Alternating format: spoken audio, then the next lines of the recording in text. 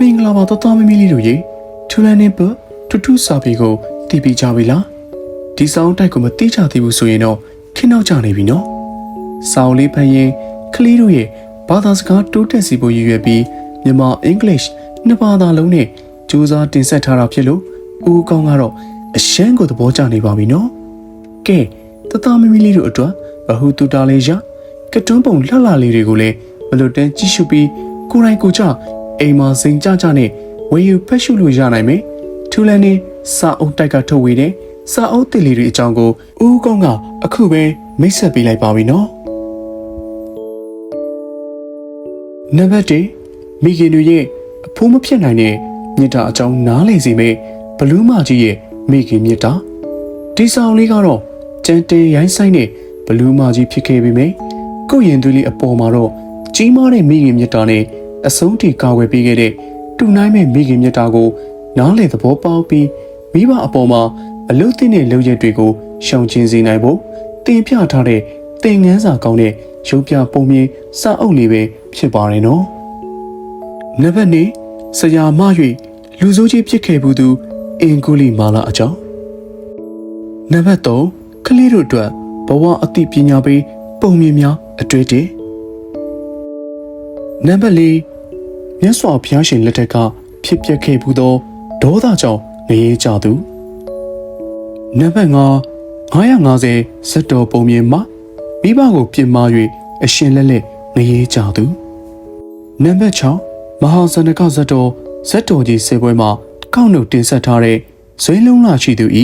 အောင်မြင်ခြင်းနံပါတ်9 950ဇတ်တော်ပုံမြင်မှာမိဘစကားမပင်ရှား၍ရှင်ဘရင်ဖြစ်ခဲ့သူဒီကာဟုမင်းသားနံပါတ်8မိမိကိုယုံကြည်ပါနံပါတ်9ရှီမန်းချက်ခိုင်မြဲသူလေ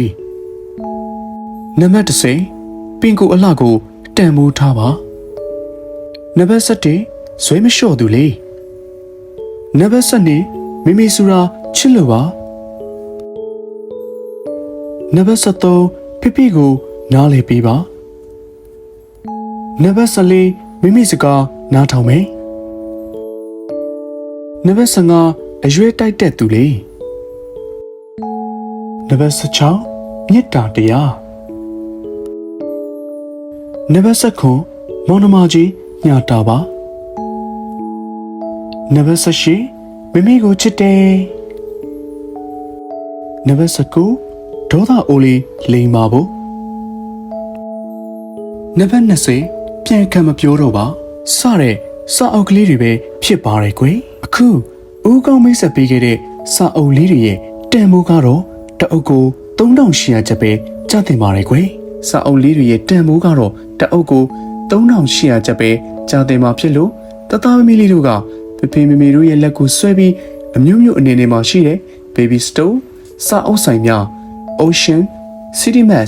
Shopping Mall Center တွေနဲ့ Pro One စတဲ့နေရာတွေမှာထူလန်နေစာအုပ်တိုက်ကထုတ်ဝေတဲ့စာအုပ်သစ်လေးတွေကိုအခုပဲတွားရောက်ဝယ်ယူလိုက်ကြပါစို့နော်တသားမီမီလေးတို့ရေ